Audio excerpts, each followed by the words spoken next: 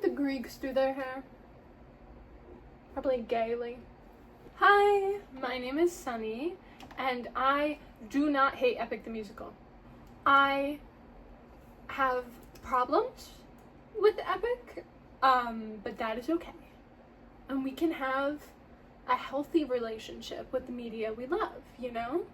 I can say I have some small issues, but overall, I love Epic. So today, I'm going to talk about my problems with Epic the Musical in a Jenny Nicholson style, internet-friendly list. But, to make sure no one misconstrues this as me being a hater, I am going to sandwich this, okay? For every complaint, I'm going to follow it up with something I really like. Got it? Awesome. I'm going to be putting all the artists' names, like, right next to their art. So hopefully that is legible. If not, I will also be putting it in the caption regardless. So in Epic the Musical, this character right here is called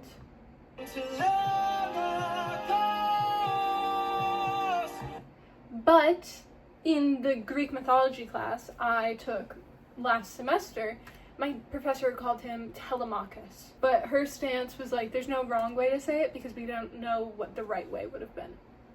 So, no judgment, however you want to say his name.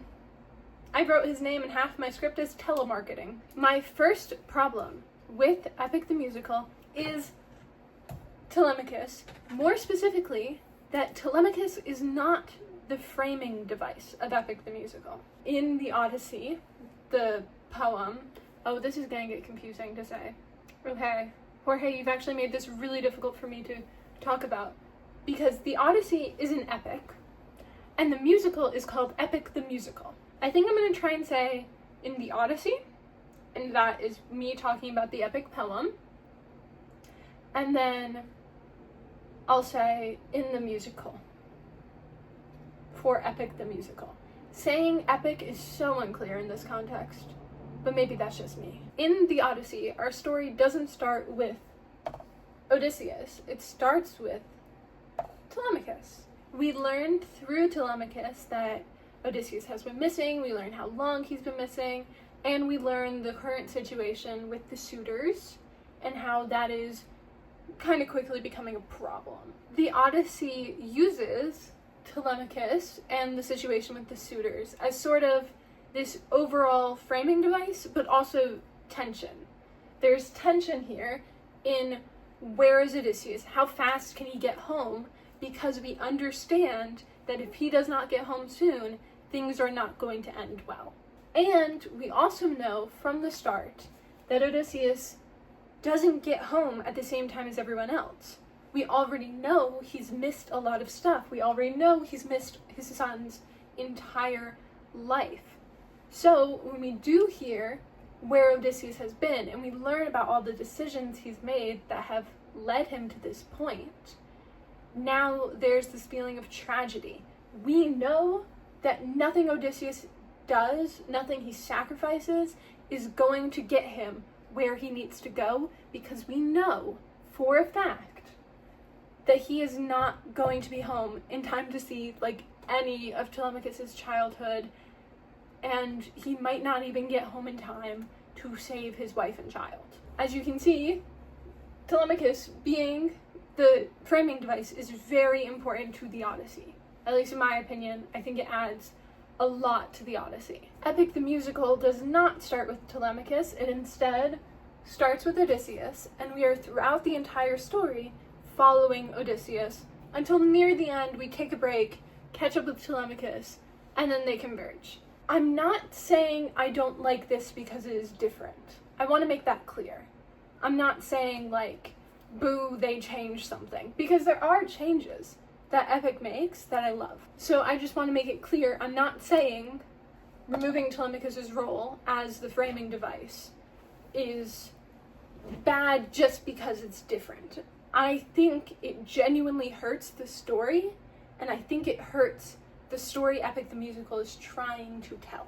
For one, this change of switching the, I guess, protagonist role from Telemachus to Odysseus means we do not meet Penelope until, gosh, we are not meeting her until at least an hour in, which is kind of crazy, especially since for a lot of the musical, Odysseus's only motivation is Penelope, so it feels just a touch sexist maybe, that this guy just won't stop singing about this woman, but we don't know anything about her. In the Odyssey, we get to meet Penelope, and we get to realize, like, the love Odysseus has for her is reciprocal.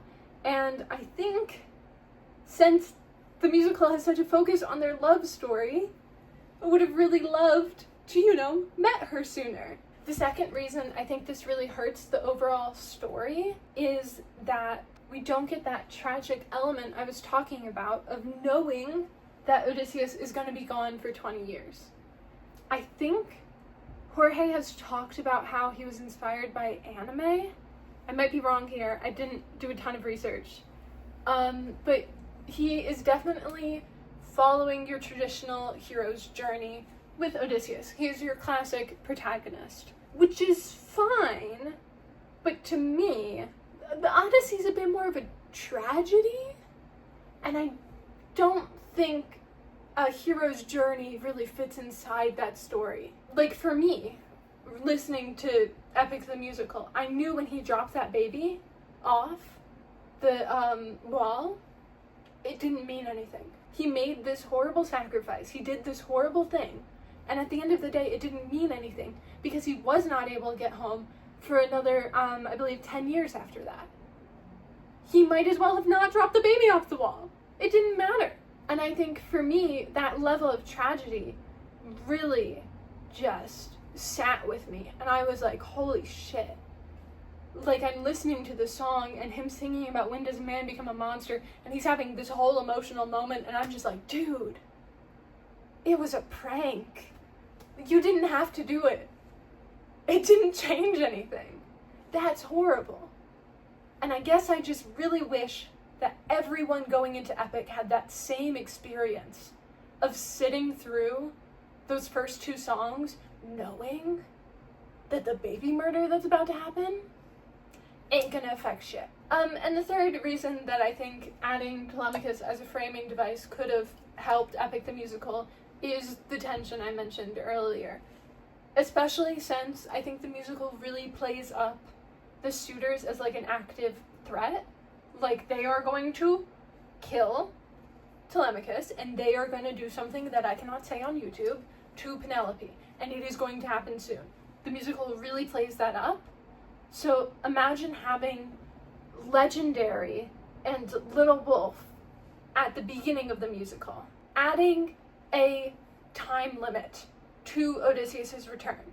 It's been 20 years since Odysseus has been in Ithaca, and if Odysseus does not get home within the week, the suitors are going to kill his family. And then you go to this bastard in Troy about to murder a baby to try and save his family? Like, we would get his level of desperation. We would be like, yes, kill that baby, chuck it. And the final reason that I do not like Telemachus being removed as the framing device is it gives us less Telemachus. And let's switch to the thing I love about Epic the Musical. Compliment sandwich, remember? Epic the Musical does Telemachus so well. Like, oh my gosh. In the Odyssey, Telemachus is just kind of some guy. Like, he's just very basic hero. He wants to live up to his dad's legacy, but they all do. Okay, it's very boring. It's very bland. I love this little twink. I love him. I should be pointing with the bow more often. I love that in the musical, they give him and Athena this really cute relationship.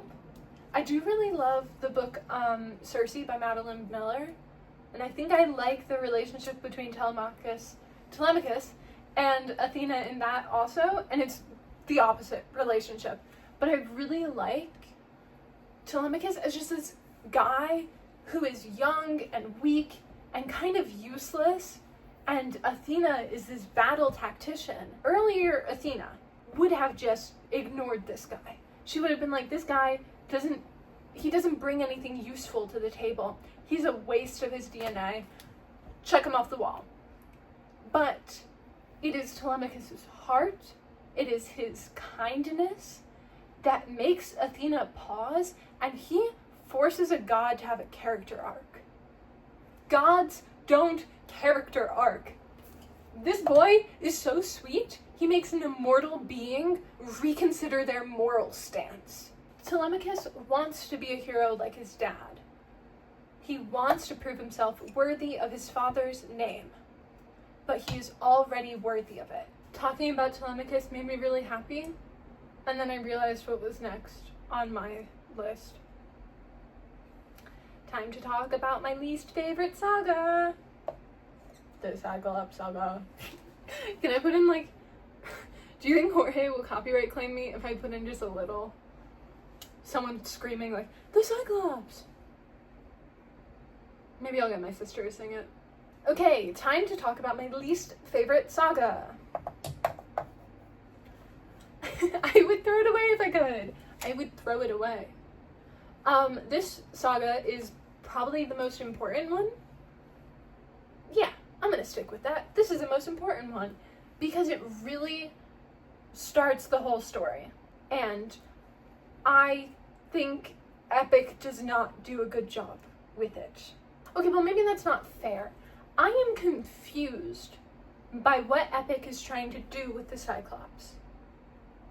And I don't know if I am confused because it is bad, or if I'm confused because I'm missing something. Because I'm gonna be honest, I could be missing something. If you like this saga, if after hearing all my points on it, you're like, no, you didn't get it.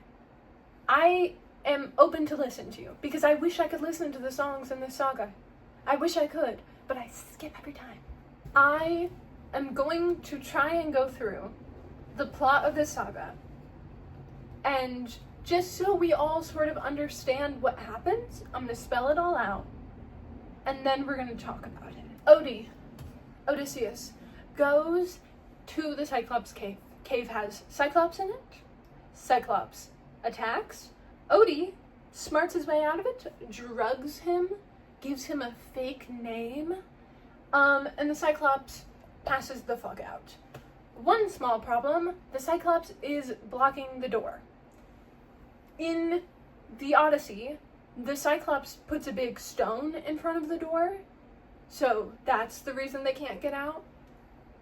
Similar, I guess the musical was trying to uncomplicate it, I don't know. That's not a change I care about. Odysseus and his crew sharpen like a big stick, and they stab him in the eye, blinding the Cyclops. So now the Cyclops is not blocking the door. Hooray.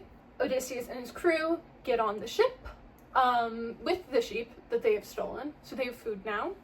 And before they can skedaddle out of there, this fucker turns around and is like, by the way, you big bastard, my name is Odysseus, and here's my IP address. Then Athena abandons Odysseus, and this is also how Odysseus starts his beef with Poseidon, is because the Cyclops has learned Odie's name, snitches on him to his dad, and now Poseidon's like, I'm gonna fuck you up. You know what? I'm gonna put Athena and Poseidon up on the board, actually. This Togo situation's not working out for me. Poseidon has his name now, he's out to hunt this loser, and Athena ditches Odie. And that is kind of what I want to talk about, because I'm confused by her reasoning. So here's my big problem with the rest of the play.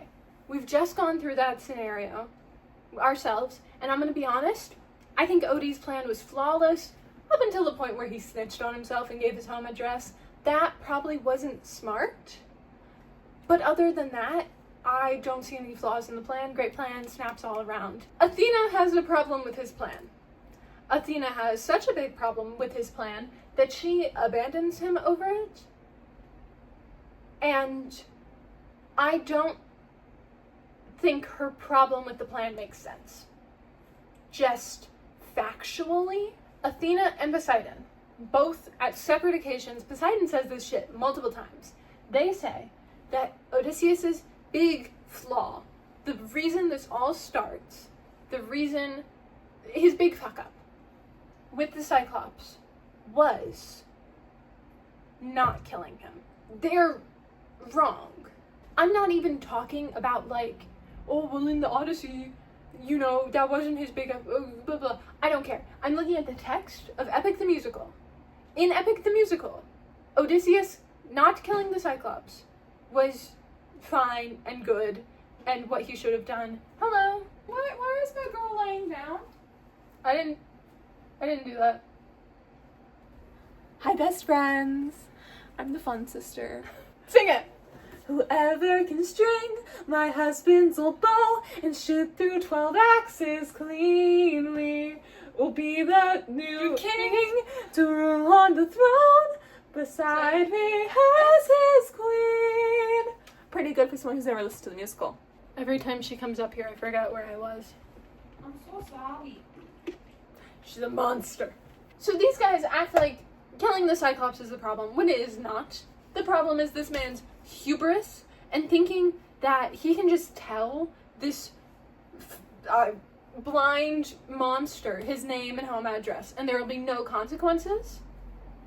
An idiot. A dumb move. And a move that I understand Athena being mad at. She's the goddess of wisdom. She would be like, excuse you, that's possibly the stupidest thing someone could have done, so I'm gonna dump you. But that's not her problem. She says her problem is him not killing the Cyclops. When him killing the Cyclops would have caused more problems. Because, like, okay, yeah, Athena, let's imagine he did kill the Cyclops. One question, how would he have killed the Cyclops? When did he have the opportunity to kill the Cyclops? Maybe he could have killed the Cyclops in the cave when he was asleep. But no, the Cyclops' body was blocking the door. That's why they had to blind him to escape. If they had killed him then, they would have been trapped in the cave and died like idiots. So, okay, maybe he should have killed the Cyclops after he blinded him, like while they're running away. Well, he wasn't able to kill the Cyclops before when he had more men, so probably shouldn't. He should probably run to his ship for backup, which he does. He runs to his ship, and then maybe you're like, okay, he's on his ship with all of his men, now he attacks. My question is, why? At that point, when you were on the ship and can easily escape without, the Cyclops is nowhere away near you, you're fine, you're in the home stretch. Why the hell would you turn around and risk the lives of all your men just to kill him for no reason? Like, he's not a threat to you anymore. He can't swim. I feel like some people might say that Athena was wrong. Her saying that Odysseus should have killed the Cyclops was wrong. She was wrong. But the story starts here. The story starts because Odysseus makes a mistake, and Epic keeps that. They keep his mistake of revealing his name. So, why did they change Athena's motivation? I could maybe see Athena being wrong, by the way. Feels like something she would do, especially at this point in her character arc. She would just be like, yeah, you should have killed him, actually. Like, you killed that baby. But Poseidon also agrees with Athena. He says multiple times that Odysseus' big fuck-up was not killing the Cyclops. He actually has a really great line where he's like, you should have killed my son. And I can't play it for copyright, but it's a good line. But that's not true.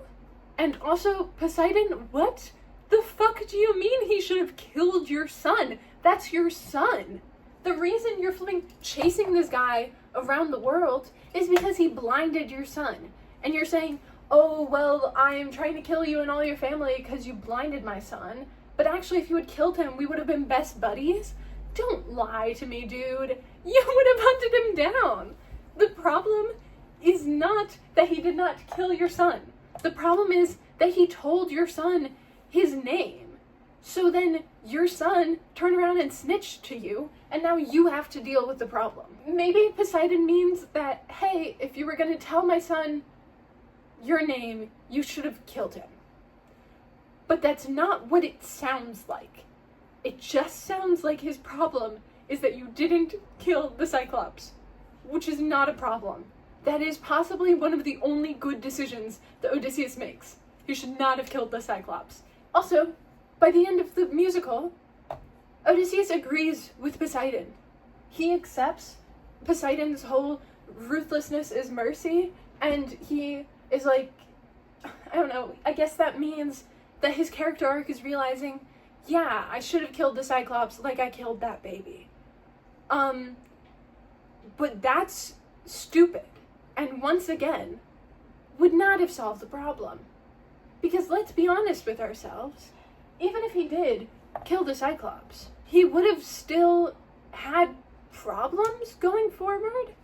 Because every problem Odysseus has is because of his hubris. And Epic the Musical never once mentions it. In fact, I would not be surprised if Epic the Musical, does not think Odysseus has hubris. Which I'm going to talk about later, because that's insane. Let's compliment sandwich this bitch. I just talked about my least favorite saga. Let's talk about my favorite saga. The Underworld saga is so goddamn good. It sends me on an emotional roller coaster every time. I have cried to it. It gives me chills. And it is only 3 songs? That's not okay. Where's the rest of it? The first song is The Underworld, which Epic the Musical has to do a couple establishing songs just to be here's what's happening, here's where we are. And I think The Underworld might be my favorite. The Underworld perfectly establishes the vibe under there. It creates this creepy tone, and I love that we get to see the dead people. I know there was something cut, they were gonna do an Elpenor song, and I loved that, but it's fine cutting that. Finding out that Odie's mother has died, and Jorge's mom being the one that voices her, oh my god. Why would you do that to me? I'm getting sad thinking about it now, actually, so how dare you. I've talked a lot about how Telemachus's role being changed means that you don't get that sense of loss, sense of tragedy. And I think learning Odie's mom has died while waiting for him, just, ooh, fuck you, plane. I'm recording. And learning that Odie's mom has died waiting for him is so sad and really adds to his desperation. We get this shot of holy shit. Yeah, we've been thinking this whole time about getting back to his family. His family could be dying right now. And we don't know. Odie doesn't know what the state of his family is. So that's awful. I know we see glasses there, but I don't care about him. I care about him so little that he didn't make it on the love or hate side of this list. No Longer You is on my top 5 songs from the musical. I flipping love it. It's so good. Again, we are building those stakes and tension, which I feel was missing a bit in the first half. Odie is just getting hit with this reality check and flipping telling him that someone's gonna make it home, but it's not gonna be him. He's gonna be changed, he's gonna be different. Such good establishment for a character arc that kind of never happens, but that's fine. That's not the fault of this saga. This saga does a great job of that. And then finally, Monster is amazing. Monster is the best song in Epic the Musical. I haven't actually ranked them. Monster is a direct response to Just a Man, and Just a Man is already a really good song. Just a Man asks, when does a man become a monster? And Monster says, right now, bitch. This is when a man becomes a monster. And it is so interesting to see how far along his journey is before he snaps. And I do think it's kind of funny he snaps and then almost immediately is sent to Calypso's island. That's funny. He's like, I'm gonna become a monster and I'm gonna kill people and I'm stuck on an island with a hot babe for 7 years. Fuck. The line, what if I've been too kind to foes, but a monster to ourselves, is slightly annoying to me because of all the stuff with the Cyclops, but it does show this really interesting tension at the core of the musical, and I feel like Epic the Musical is sort of asking the question of what a hero is. In Greek myths and Greek poetry, a hero is someone who does great things, and I don't mean good things. A hero does not help people. A hero doesn't have to have morals or any of that shit. A hero is someone who can do something really cool. That's why Hercules is a hero, even though he's a giant dickhole. He kills, like, all of his wives. He had, like, 3 wives. And they all die horribly and brutally because of him. And he is still a hero. Because in the Greek idea, it is not about your morals or the goodness of the actions you take. It's about how cool the actions you take are. But then our modern conception of a hero is almost entirely tied to the moral ramifications of the actions you take. That's why modern day we say, like, firefighters are heroes. Even though the Greeks would be like, the fuck did they do? They didn't wrestle a lion. Like, boring. So I really find it interesting that Epic the Musical kind of plays with that idea. I think that's what it's doing with, like, Just a Man and Monster. It's making Odysseus go on this huge emotional roller coaster. It's making him do awful things. And then it's turning around. It's looking at the audience and saying, is he still a hero? And we say yes. And that's really interesting. Well, I guess some people would say no, but I say yes. And I think that's really interesting. And I love that about Epic the Musical. And yeah, that's why I think the Underworld Saga is the best saga. Because I think it does the best job of interrogating that idea. Okay, moving on to another thing I hate, because I also hate myself. I touched on this a little while talking about the Cyclops. But I hate that they removed Odysseus's hubris. I feel really bad, because I have a lot of my critiques have been, like, based on my knowledge of the Odyssey. But I'm not trying to say, like, this is bad because it's different. I'm trying to say, I know this is bad because I've seen it done better. And so have the people who made Epic the Musical.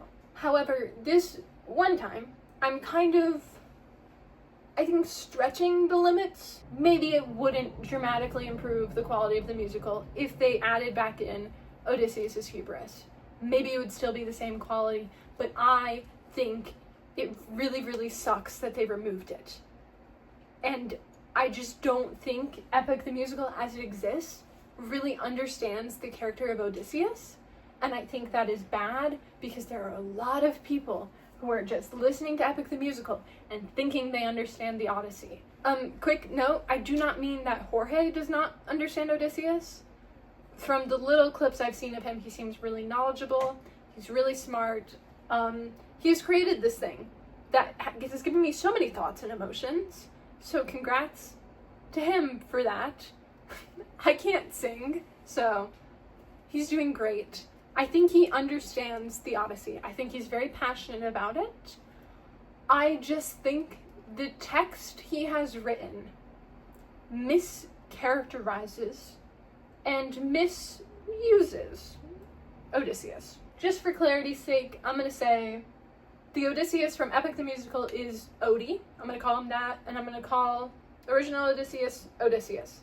Just for clarification here, because I'm gonna be talking about the differences between the characters, and I do not want to have to say the one from Epic the Musical every 5 minutes. Odysseus is cunning. He is a trickster. Odie does, like, one really smart thing, which is the Cyclops poisoning.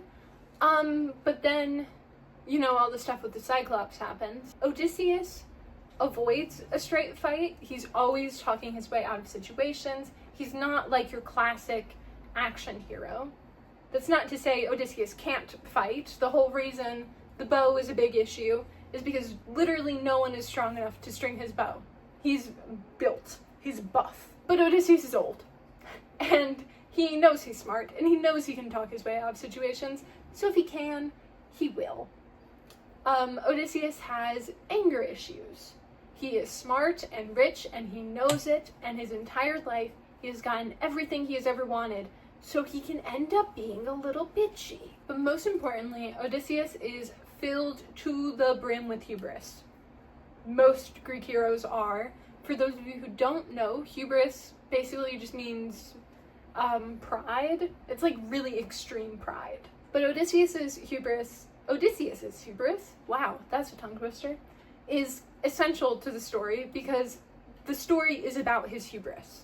The entire story of the Odyssey, at least how I have read it and the translations I have read, is about this prideful, arrogant man getting what he fucking deserves. He starts the story as a king and ends it as a beggar on his own streets who isn't recognized in his own home. And Odie has none of that, which in my opinion means you have failed to tell the story of Odysseus. Let's back up a second and talk to the Cyclops, because it all flipping comes back to the Cyclops. It all comes back to the Cyclops. I feel like I have a flipping conspiracy board. I'm losing it. In the Odyssey, Odysseus's fuck up is telling his name to the Cyclops because he's so filled with blind hubris, that he doesn't think this blind creature could ever hurt him. He genuinely sees him as lesser because he is blind, because he is disabled. He is worthless. Odysseus ableism arc? Odysseus ableism arc? In Epic the Musical, Odie reveals his name because he's angry about his friend's death and wasn't thinking straight. And I think Epic does that because telling a story about a man who is awful and horrible from the start kind of sucks. And as I mentioned earlier, I think Epic wants to tell a story about what a hero is, and it's really using like your classic hero's journey arc. And Odysseus, the character, does not fit that arc. So they've replaced him with Odie, a man who cares so much about his crew and is so hurt when they betray him. Odysseus is a prick. Like, I do not even know how to express how much of an asshole this guy is. He pisses me off. And I don't even know if Homer meant for him to piss me off this much, or if I'm just way too leftist for Homer. Like, Homer does not know what to do with me. You think disabled people deserve rights? I think disabled people deserve rights, and I think it was good of his crew to unionize against him, actually. What a radical rally. Racial. In Epic the Musical, his crew killing the cows is kind of framed differently than in the Odyssey. In the Odyssey, it is a moment of his crew who have been abused and neglected by this awful man. They've literally been lined up for the slaughter by him. They are dying for his mistakes. And in that moment, they finally rebel. And they finally say, you know what? Fuck you. We're done listening to you and following your rules when you don't justify them. You don't tell us why you're making these rules. So we're done. We're gonna eat the cows because we're hungry. And you know what? I'm so happy for them. I don't think Homer was happy for them. I think Homer maybe thought that was a bad thing that they did that, but that's okay. Because I can read the story and be like, you know what? Good for you girls. Meanwhile, in the musical, Eurylochus's big betrayal is kind of all about personal. It's all about his personal relationship with Odie, and it centers how betrayed Odie feels. He's just so sad that this person he's so close with would betray him like that. And that's just not an emotion Odysseus has ever felt in his life. Odysseus saw them all get die and was like, good. Yeah, kill him. I'm so happy you killed them, honestly. Odysseus quite literally does not see his crew as human. He does not care that they are starving, because it's not about them to him. It's all about Odysseus. It's named after him. It's all about him. Odie has got none of that depth. He's got none of that evilness. Odie is a good guy who, because Poseidon has a weird vengeance against him, becomes a monster. And that's a fine story to tell. And I think Epic does a decent job of telling the story of a man who's pushed to his limits and finally breaks.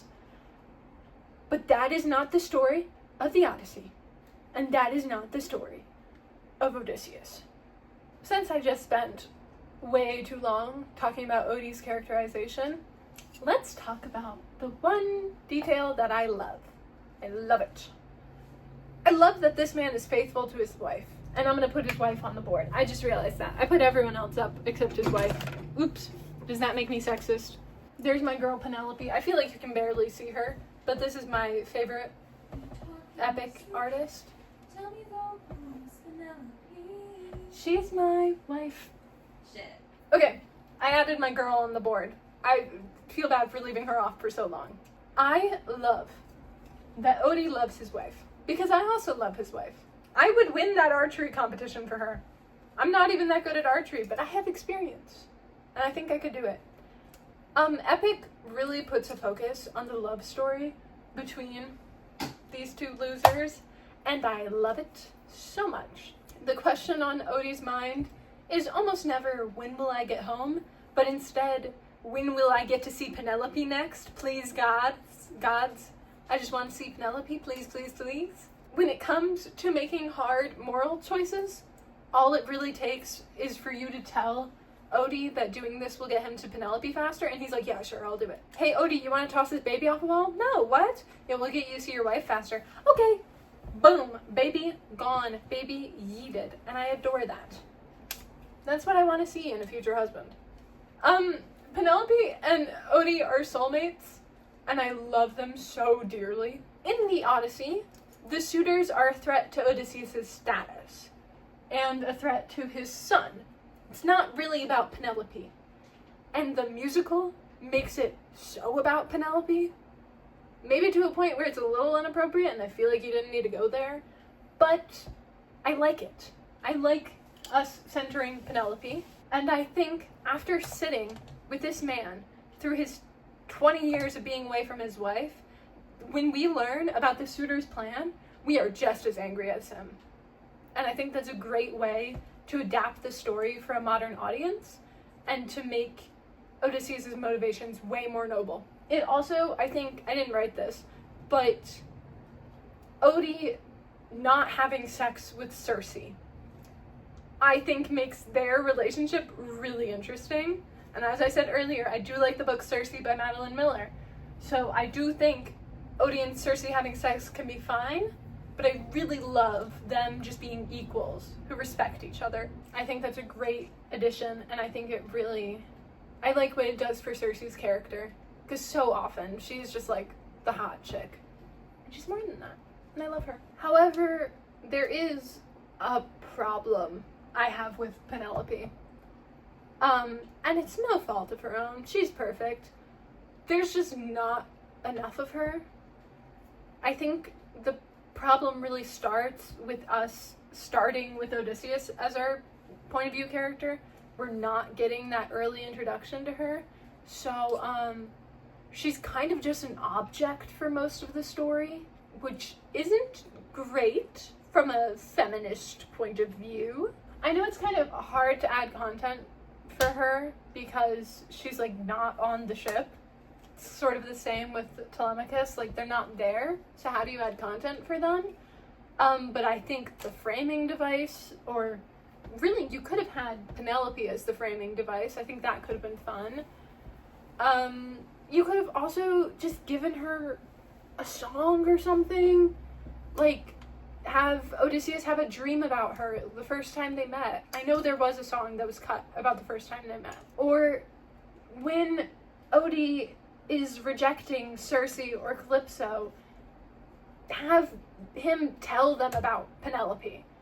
And especially for Calypso, if he tells her like, oh yeah, it's my wife, she's amazing, I love her so much, let me tell you some of her personality traits, that would make Calypso so mad. She would be steaming. And I think that is good. We can add that. I'm really not asking for much. I'm just asking for a couple lines in the early sagas that just establish like any personality for her or anything about her background, what she does with her time. I see a lot of fans point out the fact that she is from Sparta, so they characterize her as like this warrior, this tough woman.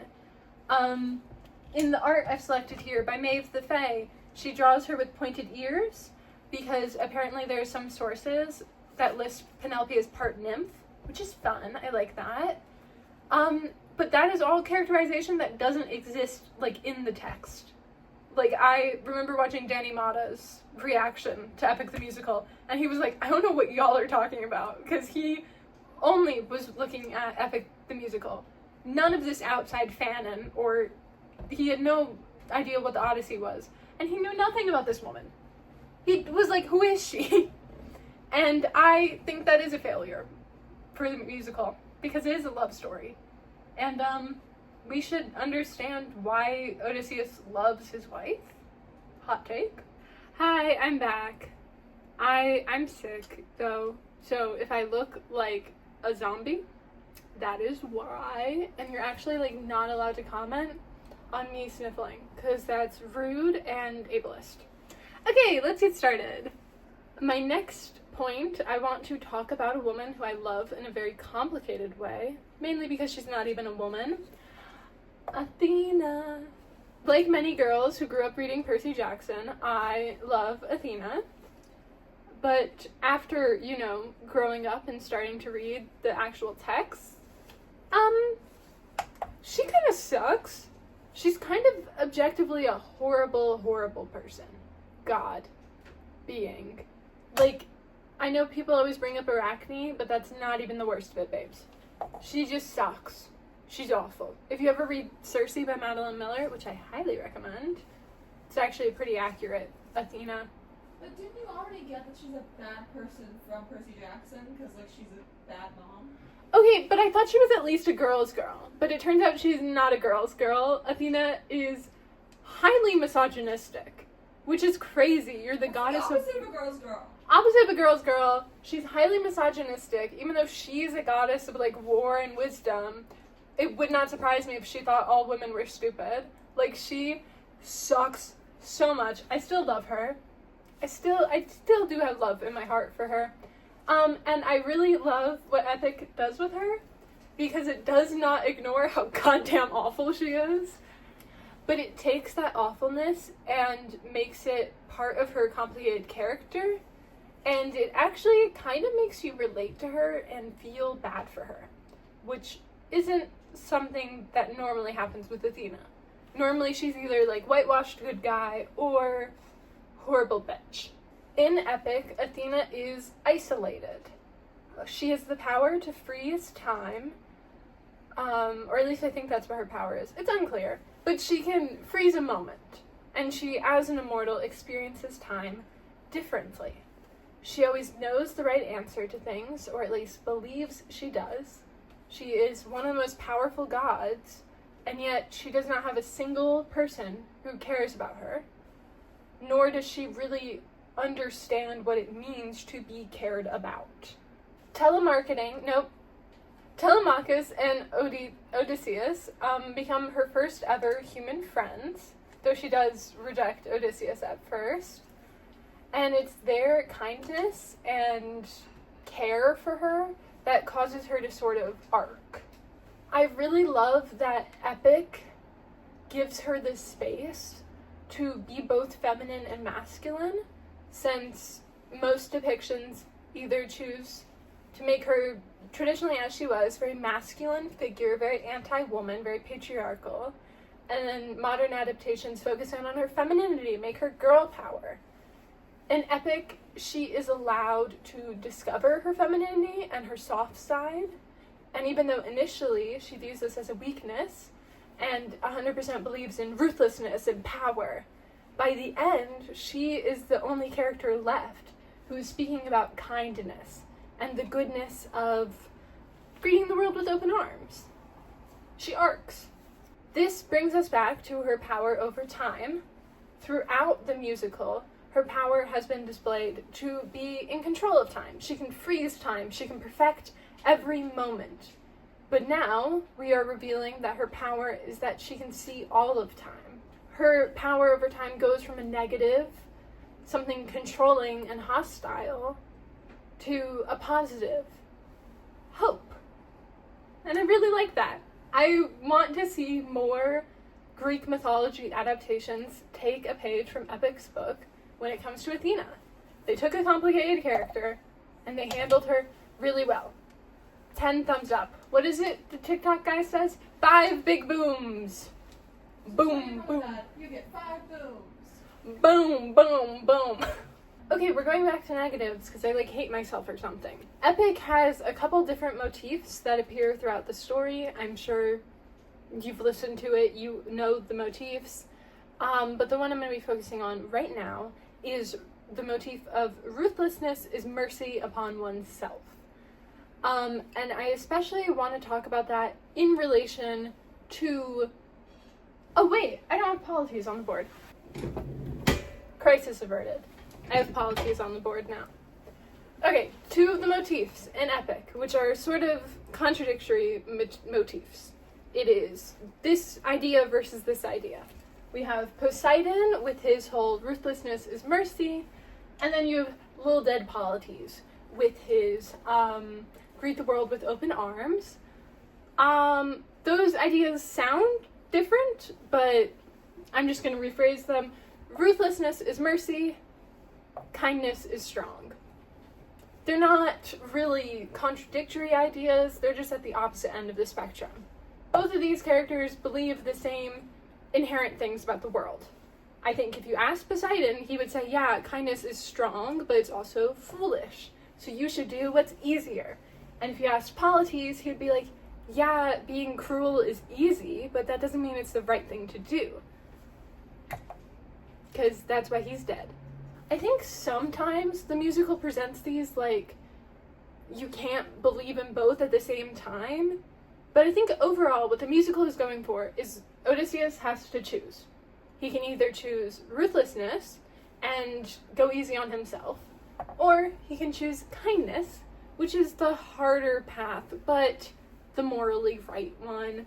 So, traditionally, a hero would choose to follow Polites, but again, Polites is dead, so what does he know? My real problem isn't with the fact that Odysseus has to make a choice, it's more the fact that he doesn't make a choice.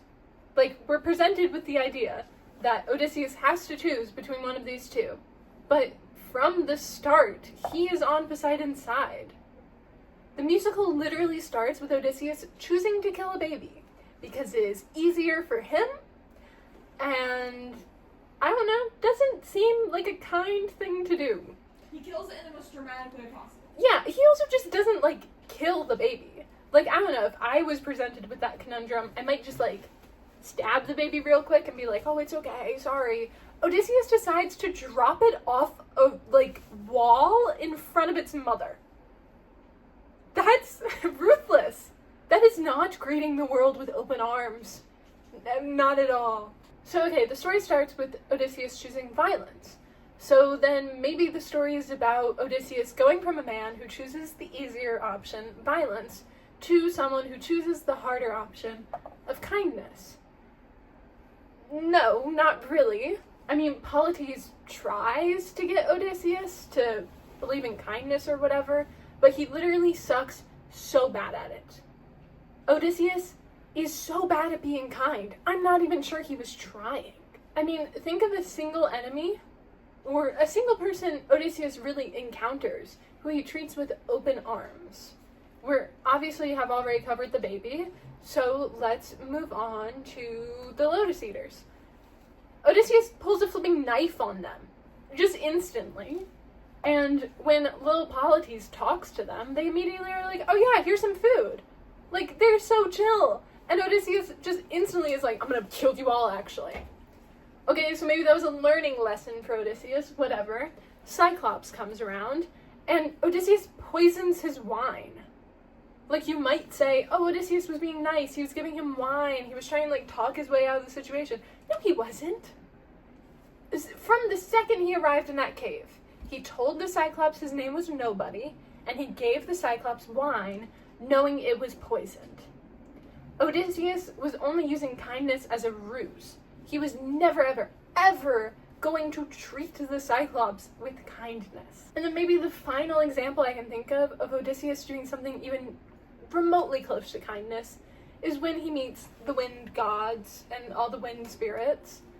But I wouldn't really classify that as kindness. I mean, if he walked up there and he threatened a god with a knife, I think they would just kill him on the spot. That wasn't Odysseus choosing kindness. That was Odysseus choosing to not be stupid. Okay, maybe when he's meeting Circe, he's kind. I mean, in the myth, the two end up hooking up later, and I feel like she wouldn't hook up with the guy who threatened her with a knife. But I wouldn't really say he's kind to her. He just realizes, again, he's physically outmatched, so he tries to outwit her. Just because he doesn't blind her like he did with the Cyclops doesn't mean he wouldn't have if given the chance. I'm 100% certain he would have killed Circe if it was an option, and if he wasn't gonna lose information from it. I mean, he kills the Sirens later, and they are kind of filling the same role as Circe. So, what I've shown you is that Odysseus is always ruthless, which is what Poseidon tells him he should be. Which is kind of weird that Poseidon sings multiple songs about how Odysseus should be ruthless like him, when Odysseus has never not been ruthless. But whatever, it's not technically a problem that Odysseus is a static character. It's a little boring, but it's not a problem. I just really think the musical would have done better if there was an actual conflict here, especially since Poseidon is the main antagonist, and all this guy talks about is ruthlessness being mercy. Like, we get it, dude, but so does Odysseus. He's already there. So, okay, let's try to rearrange the story a bit. Just a fun little thought experiment. If we wanted to show Odysseus as like a good hero who gets corrupted through this long journey, that'd be easy enough. In Saga 1 and 2, just show that he already is on the Polites happiness train. Like, Polites isn't teaching him that kindness is open arms or whatever his thing was. Odie is already there. He's already there. If you still need Polites to sing the song, he can be singing it to the other crew members, especially a specific crew member whose name starts with an E. We will talk about him later. Then, after Polites dies, we could see Odysseus fall into despair, as Polites was kind of his guiding light. He doesn't really know how to be kind without Polites there. And this good, positive influence of Polites is replaced by Poseidon, which does happen in the text. All I'm asking is that Saga 1, Odysseus maybe kills the baby in not a horrible way. If you still want him to drop the baby off the wall, maybe he quietly kills the baby in a peaceful way, and then, seeking to provide mercy to the mother of the child, he drops like a couple of rocks off the wall wrapped in a blanket. So all the other Greeks think he's just publicly executed the baby, but now the mother gets reassurance that her baby didn't die in a horrible way, peacefully passed away. So, that's kindness while still having to make a hard choice. And he can be nice to the Lotus Eaters. There's no reason for him to be rude to them. They're just guys. Well, sometimes they're not guys. I don't know why they're little bear monsters. They're supposed to just be guys. But okay, let's say you want to keep the initial acts the same. Odysseus is a kind of cruel guy who's trying to see the light, but then his nice friend dies, and suddenly it seems he should be evil, he should be mean. Then all you need to change is the Vengeance Saga, which, that's one saga to change versus 2. Easy enough. Let Odysseus go down this evil path. Let him go from a hero, a man, to a monster. And then let him have consequences for that. When Odysseus gets trapped on that island with Calypso, that should be a punishment for something. In the musical, it's kind of a punishment for sacrificing his crew, but that doesn't really make sense in context and kind of just feels like Zeus was going back on his deal. It's fine, but if instead we understand Calypso as a consequence of his evil actions, then that kind of works out. Odysseus goes from the aggravator to the victim, which is fun. We like that. Through Calypso, he realizes his anger isn't going to get him anywhere. Maybe the first couple years he tries physically fighting Calypso, or yelling at her, or trying to trick her. But in the end, what really gets him out of there is being kind to Calypso, offering her some sympathy, which causes Calypso to realize she's been a total bitch. So she lets him go. Now, when we get the confrontation, with Poseidon, there's an actual, like, philosophical conflict happening. As the musical stands, when these two have the conflict, Poseidon is like, hey, you should be evil. And Odysseus is like, yeah, I've already done a whole arc about that. I'm totally on board. I'm gonna stab you now. Boring. Fine, but boring. Honestly, the musical almost had what I wanted, which actually I think makes it worse. Like, I was listening to Get in the Water, and I heard Odysseus offer Poseidon some kindness, and I was like, holy shit, it's gonna happen. Polites is finally gonna matter to the story. And then he ends up winning by stabbing Poseidon. So, sorry Polites, you were dead and you were wrong. Oops. Instead of anything interesting, Odysseus chooses to attack Poseidon, which unleashes the Bag of Wind, meaning he will never be able to get home to his family. I mean, Poseidon directly calls this out, which is insane, by the way. Like, imagine if that had been presented before that moment. We only find out that attacking Poseidon would mean the Bag of Wind got free when Odysseus attacks Poseidon. But, okay, just imagine Get in the Water, but we immediately know if Odysseus attacks Poseidon, the bag will get free, he'll never be able to see his family again. Then, ooh, there's a risky choice here. Is he gonna get his vengeance, or is he gonna go home? The thing he's wanted this entire time. Is he truly a monster, or is he still Odysseus? Nah, we don't get any of that complexity. Instead, Poseidon just offhandedly is like, oh, now you can never go home. And Odysseus is like, ha, bet. And flipping stabs him. Stabs a god. And the god is injured? Bullshit. Bullshit. I really, really don't like this.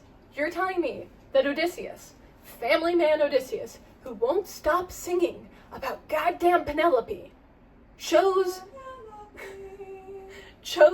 vengeance over seeing the woman, again, he will not stop singing about. He let 600 men die just so he could kill this guy. And he doesn't even end up killing him because he's a god. You can't kill a god. But it doesn't matter anyway because Poseidon just lets Odysseus go, even though Poseidon should be even more mad at Odysseus than he was in the first place. Like, Poseidon should be hunting this man down. If he cared a little before, now he cares a lot, okay? It's not even gonna be just Poseidon who wants to kill Odysseus now. I bet you Zeus and Hades are gonna be like, hey, that's my bro. You can't just kill him. Or try to. So, okay, I'm just gonna give you my pitch and also what I literally just imagine happens every time I listen to this saga. When I'm listening to the musical, I skip the last half of 600 Strike, and I just imagine that Odysseus shows Poseidon mercy, and this shocks Poseidon so much that he lets Odysseus go. Because, remember, just some fun facts about Poseidon, he's also a family man. He also loves his wife. The only reason he's going after Odysseus is because his son was seriously maimed and left to die. These guys should understand each other. They're very similar. So just imagine a line where Odysseus is like, he has the weapon, he has the chance to stab Poseidon, and he's like, no. Because you deserve to go home to your son and wife, same as me. Poseidon is like, oh shit, yeah, this is actually kind of crazy. You had the chance to kill me, but you didn't. You've proven my entire philosophy wrong. I'm gonna let you go. And the last line could be, after everything I've done, how will you sleep without your vengeance? And then we get the iconic line, next to my wife. Not saying I could write the musical better than Jorge and all the other people involved, but like, come on. Tell me that doesn't work better. It might not work better. It works for me. This is what I imagine happened so I can listen to the entire thing and not feel upset. It's time to talk about the Aaron Burr of Epic the Musical. Eurylochus, fuck. Oh, I can't pronounce any of these names, and it's so embarrassing. I really love what Epic the Musical does with Eurylochus. Yay! Positive! This is my guy. This is my little man. In the Odyssey, Eurylochus is really only important for leading the mutiny. He kind of doesn't appear before that, which is fine. So I really loved seeing his role expanded in Epic the Musical, and I think all the choices that Epic the Musical makes really adds a lot of depth to his betrayal of Odysseus. Eurylochus has always been a representative of the entire crew. He's sort of like the union leader. So I really love the fact that his representative instrument is a choir of the crew's voices. That's really fun. I don't know a lot about music, so sometimes I miss the stuff with like, I don't even know what the hell Athena's representative instrument is, but I love his being a choir. I got that reference. I understand it, and I like it. I'm sure some people hate Eurylochus, which is probably fair. He can be kind of an idiot, but I will defend this man until I die. If Eurylochus has 0 fans, that means I'm dead. Yes, he opened the bag, but let's be honest with ourselves, that is Odysseus' fault, okay? Like, when he lands on the ship initially, and everyone's like, hey, what's in the bag? He just tells them it's something dangerous. And he only tells them the truth about it being the storm after the wind spirits are like, it's treasure. Hey, I also wouldn't believe him. Like, don't lie to me and tell me you would believe him. Something dangerous? That's bullshit. That sounds so fake. And then the fact that he comes up with this big convoluted answer only after he gets called out. Like, come on. Eurylochus was entirely within his rights to be like, so there's treasure in that bag. He's totally lying to us. Also, Eurylochus literally spends the rest of the musical trying to apologize about that to Odysseus, and this man cannot get his head out of his ass long enough to listen to his best friend apologize. And yes, Eurylochus is the one who kills the cows and kind of sentences everyone to death, but he was starving. I also probably wouldn't make good decisions if I was starving. And to be honest, maybe this is just me reading into it a bit too much, but him killing the cows read as suicide to me.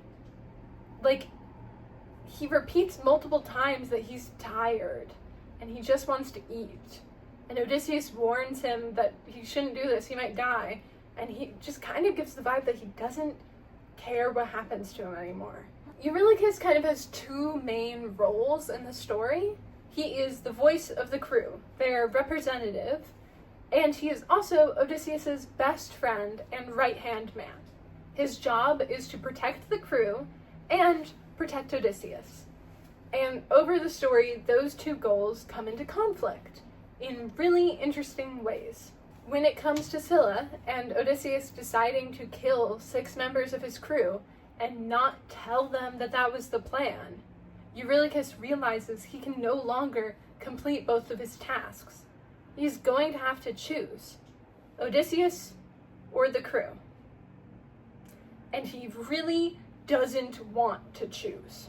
I think when he saw the cows, he realized this was his out. He doesn't have to make the choice anymore. He can just rest, because he is so very tired. Odysseus is really self-centered throughout the entire storyline with Eurylochus, and I think it's kind of one of the only times in Epic the Musical we see any hubris from him. I mean, Eurylochus was ready to kill himself so that he wouldn't have to kill Odysseus. He was going to sacrifice himself for Odysseus. He would have done it 100 times over. And when it came time for Odysseus to return the favor and choose between himself and his crew, Odysseus chose himself and sentenced Eurylochus to death, which is crazy. Honestly, one of my favorite things I love about Thunderbringer, because it's the only song where Odysseus has any hubris. I love it. Zeus strips away Odysseus' pride, revealing beneath is just a pathetic excuse for a human being. And that's so good! And I love that Eurylochus is the character that brings this out of him. I love this guy. He's so great. And his ending is so sad. And I wish someone in the text acknowledged that. My man's deserved to see his wife again. My next complaint is about Calypso. But I really don't want to talk about her. Mainly because I don't really think I'm the right person to talk about her. But also because if I started to talk about her, it would take me a whole hour. So that would not be good for this video. Just to give you a quick overview of my thoughts, and then we can quickly move along from her. I think it's weird that whether or not she assaulted Odysseus is kind of left vague and unclear. I think it's really gross that the song has Odysseus profess his love to her. No, thank you. I like how in some animatics it is clearly portrayed that that confession came out of a place of fear and desperation, but I think that is not clear from the song, so that is a problem I have with the song. I also don't really like that Calypso is kind of the only black woman in the entire musical. I know race in Epic the Musical is weird because technically these are all Greek characters, and yeah, but Calypso is always portrayed in animatics as a black woman, and that's just slightly concerning. I think she falls into a lot of really negative tropes for black women as this overly sexualized character. She also falls into the disposable black girlfriend trope. And I don't really love the only black female character being the rapist. I don't love it. So yeah, if you think Calypso was handled well, I'm happy for you. I disagree, and I'm moving on now. And I'm also moving her over in the corner because she doesn't deserve to be over here. I just dropped a pin. I hate talking about her. You said disposable black girlfriend, I immediately thought of Rick Grayson's girlfriend. The white female love interests are treated with so much respect. And the only black female love interest is the rapist. Okay, palate cleanser, except not really, because I have found that a lot of Calypso defenders will tend to try and drag Cersei down with her. So my pro is that I like Cersei in Epic the Musical, and I also want to defend her against the Calypso allegations. It is pretty clear in the text of the Odyssey, or at least as clear as it can be, that Calypso and Odysseus were not having a consensual relationship. Maybe at first it was, but it's pretty clear that, no, they hate each other. Odysseus is not enjoying what's going on at all. The same is not at all true about Cersei. At least in the translations I've read, everything that goes down with Cersei seems very consensual. Odysseus is very into it. And also, Cersei literally has to beg this guy to get off her island. So, if anything, he's crossing a boundary. Living in her house for like a whole ass year. When she was like, okay, you can stay for a little. A year? Not a little, dude, okay? I know, like, when it comes to talks about Calypso, everyone's bringing up the imbalance of power, but I don't fully feel like that applies to Cersei. I would also like to point out that in the original text, it's highly likely that Cersei herself was a survivor of sexual assault, and that actually seems very clear in Epic the Musical, that if not her specifically, her nymphs are all survivors All that being said, and me defending Circe and Odysseus' hookup, I like that they didn't hook up in this version. Like I mentioned earlier, I really enjoy Odysseus being faithful, but I also think it adds a lot to Circe's, the word is missing, the characterization, because it really shows her as a protector of women. She gets to be sexy without being sexualized, and I think that's really cool, and I like her a lot. And I also like that in a musical, which is all about, should you be ruthless or should you be kind? Circe's response is, you should kiss more people. Works for me. I love that. She's iconic, and I love it. Okay, I have a complaint, but it's like a mini complaint. So I'm not even gonna balance it out with like a compliment, because I'm not even sure this is a complaint, okay? This is just a thought, and I want to share it and see what other people think. Scylla and Charybdis are separated in Epic the Musical. They're like two separate entities, which is fine. I like them both having their own songs. I feel like they don't get enough attention on their own, so snaps for them. But it is kind of weird that it's never acknowledged that they're right next to each other. Like, I'm just imagining during Scylla's song, Charybdis is just like chilling in the background, like jamming out, and Scylla's just doing the same during Charybdis' song. She's just like feeling it. Again, not a complaint. Just, I think it's funny. Okay, now time for my final complaint. Yay! It has to do with these guys. Can you see them? These guys. You know what? I'm gonna put them in the rape corner. Awesome. I have problems with the suitors. I'm keeping that. I've been abused. I am going to talk about the suitors now, before she comes back and punches me again. First problem with the suitors, they don't have any effect on Odysseus' story, like, at all. His character arc kind of ended last saga, so, these guys don't mean anything. Second problem, they're kind of set up as, where is he? Telemachus and Penelope's enemies, or like their antagonists, and yet neither of them really have a hand in defeating them.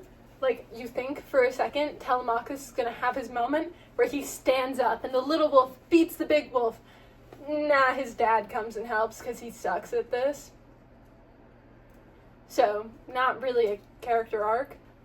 3, they honestly just feel like they don't really matter at all. They're just kind of the last hurdle before the whole family reunites, which is kind of annoying. Yeah, overall, they just feel annoying. You're like, the story is over. Why are these guys still here? Oh my god, hurry up. I just want to see these two sing a pretty song together. I don't care. I watched Danny Mata's reaction series for Epic the Musical, which you all should also do. He doesn't need me recommending him. He's 1 million subscribers. Whatever. And during the fight with all the suitors, he thought that Telemachus was gonna get killed.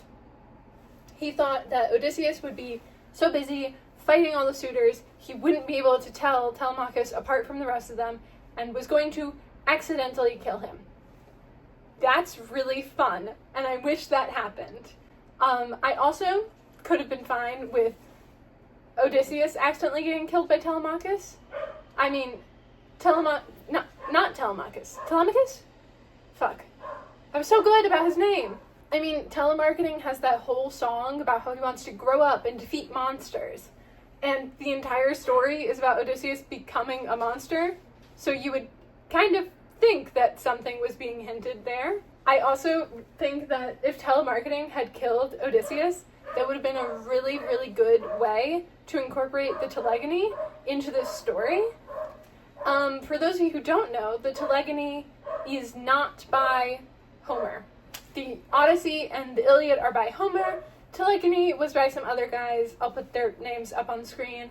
And it's kind of like a sequel to the Odyssey. It follows the child of Odysseus and Circe, and it ends with basically Odysseus getting himself killed by his own son. Now, if I see anyone in the comments being like, oh, the Telegony is just fan fiction, Lancelot is just fan fiction, okay? Y'all don't understand how media works. It's called Greek mythology, not Greek only one author. Sorry. It is a oral tradition. It is a religious practice, okay? It's not fan fiction. It's a continuation of the same story by a different author. You wouldn't call Lancelot fan fiction. So please do not diss on my poor boy Telemagus. Fuck, I can't say his name either. I think incorporating the Telegony honestly could have been a really great addition to the story, really spice it up. One, you can add in the prophecy that Odysseus gets that he's going to die by water. I think that prophecy is really fun because, well, you're pretty sure that means Poseidon's going to kill him, right? Like, what else would that mean? But then at the end, it's revealed that he dies on land, killed by his son, who is using a weapon made of water. And that is so, I like that. It's a little twist, which all prophecies have. So yeah, I think honestly adding in some stuff from the Telegony could have maybe made the suitors less useless. But I don't know. And final thought on the suitors. I really feel uncomfortable about them saying they're gonna assault Penelope. Ew. I think the stakes were already pretty high, and the implication was already sort of there, so I just felt it was really unnecessary to explicitly say that. I did not like it, and I also am not entirely sure there was a trigger warning, which I know that's complicated or whatever, but this story has avoided explicit stuff like this so far. Like, never once do we hear anyone say the word rape when it comes to Calypso, and they purposely kind of just skip past all of that and kind of leave it up to your imagination with what happened. So I find it really gross that when it comes to a woman's rape, they feel comfortable just outwardly saying it. I don't like that. Especially since this threat of rape against Penelope is not about Penelope. It's about how it hurts her husband's feelings that someone would say that. I don't like that. I do not appreciate a woman's body being used as motivation for a male character. I know he loves his wife. We all know he loves his wife. He will not shut up about his wife. You didn't need to have a character threaten to rape her. I think it was threat enough that they were going to try and marry her or try and kill his son. Also, I'm pretty sure them admitting that breaks some rule of Greek hospitality, but I'm not Greek. I'm not ancient Greek either. So, ew. Gross. That's why they're in the rape corner. Bye. Okay, my last compliment for Epic the Musical, because we're sandwiching this shit, and I think I've done a good job at that, is the fact that they cut Scheria. Yeah, if you don't know what that is, don't worry. I forgot what it was when I was looking over my outline. I was like, what the fuck is that? In the Odyssey, remember how I told you that telemarketing is the framing device? That was partially a lie. Telemarketing is the framing device for the framing device of Odysseus's framing device. Unnecessary. Odysseus, at the beginning of the story, washes up on the shore of Scheria. I'm gonna put it on the screen. I can't say it. I'm so sorry. He washes up on shore naked. A bunch of pretty princesses are like, ooh. And then he has to go to their parents and be like, hey, I'm Odysseus. Here's my whole story. That wasn't necessary, and I'm really glad Epic cut it. Though I appreciate that some artists have taken the liberty of drawing Odysseus as naked when he comes to defeat the suitors. Canonically correct, yes. But very funny in the context of Epic the Musical, because when did he lose his clothes? Did he just take them off? Love it. I have no complaints. Shkira is just one of the small examples of the things that Epic the Musical cuts from the Odyssey that I think are good cuts. The Odyssey is kind of long and kind of boring sometimes, and it's very necessary to cut some of this stuff. Another example of something good being cut is Odysseus initially being knocked off course because of an angry river god and something about human sacrifices. I mean, it's kind of a problem if you're paying attention to a map and you're like, hey, why did Odysseus go from Troy all the way down to the Lotus Eaters when he could have just gone straight to Ithaca? But I don't think most people are paying attention to a map. So it's kind of fine to cut. We didn't need to know that. I would like to see it incorporated into the new Iliad project somehow, mainly because I think it would be funny, but also because it'd be a good transition from the Iliad to the Odyssey. So yeah, that is all my very complicated thoughts on Epic the Musical. Yay! I am overall really excited for Ilium, which is the project where they'll be adapting the Iliad. Everyone who worked on this project did such an amazing job. I know I was kind of mean about the writing, but Jorge, and I don't know if there were any other writers, the writing was good. It's so much better than anything I could write, mainly because I do not know how to write music. So, would have sounded horrible if I wrote anything. Also, all the singers are amazing, and all these amazing artists are so amazing, even when drawing. Horrible, awful people. I am really excited to see how Ilium turns out. I am also really excited to see Jorge unearth the 3 lost Homer epic poems and also adapt those to musical form. Good luck with that one. And yeah, thanks for watching the video. If you were not mean to me in the comments, thank you. If you were mean to me in the comments, thank you. You're like my first comment. So, good in some ways.